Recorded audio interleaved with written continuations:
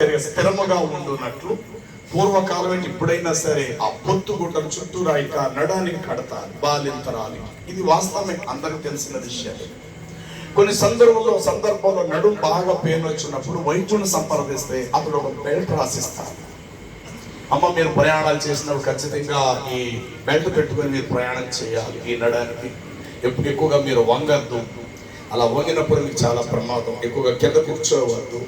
మీరు పడుకునేటప్పుడు కూడా ఈ లెదర్ బెల్ట్ స్టిక్కర్ అది స్టిక్ మీరు తీయవద్దు.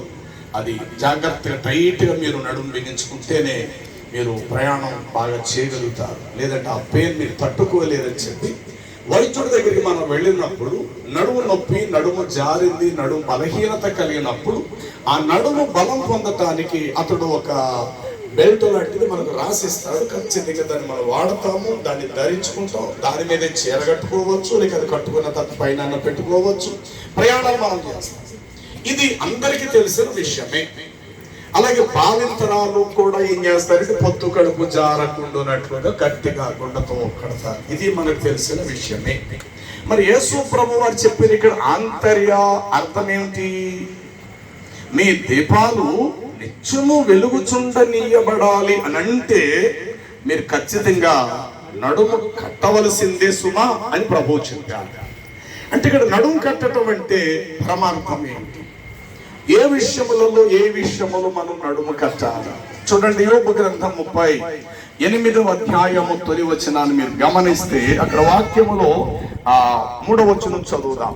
3వ వచనం, పౌరుషము తెచ్చుకొని నీ నడుమును బిగించుకొనుము, నేను నీకు సరైన ప్రశ్న వేస్తాను, దానికి నీవు సరైన రిప్లై సమాధానము నాకు ఇయ్యాల. బాయ్ యోబు. ఇక్కడ సుడిగాలిలో మొదటి మాట చదువుదాం. అంతటా యెహోవా సుడిగాలిలో యోబునకు ప్రత్యక్షమై ఈలాగు సెలవిచ్చాడు. ఎక్కడ ప్రత్యక్షమయ్యాడు దేవుడు? సుడిగాలిలో. సుడిగాలి వేసినప్పుడు సాధారణంగా దీపం ఆరిపోతుంది.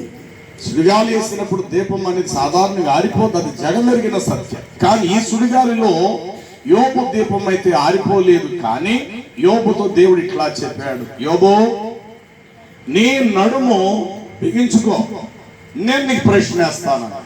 అంటే దేవుడు వేసే ప్రశ్నకి నడుము బిగించుకోవడం ఏంటి?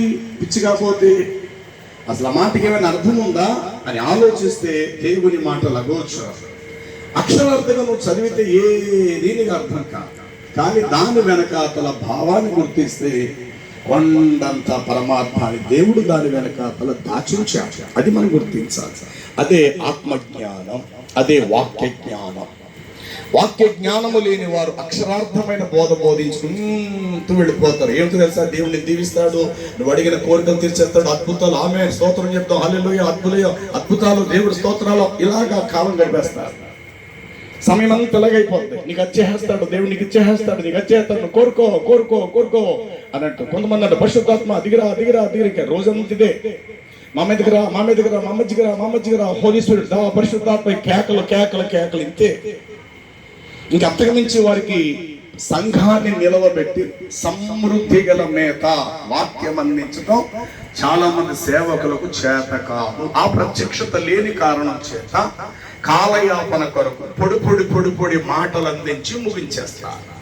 రండి, ఇప్పుడు ఏ నడుము కడితే మన దీపములు వెలుగుతాయి? ఇక్కడే కాదు, నిత్య పరలోకములో.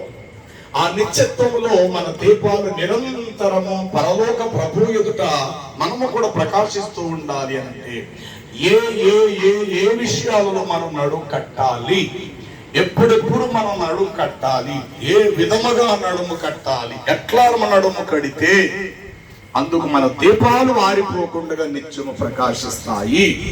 ఇక్కడ యోబుతో అంటాడు, అబ్బాయి నేను నీకు ప్రశ్న వేస్తాను, నేను వేసే ప్రశ్నలకు నీ గుండె తట్టుకోవాలబ్బాయి.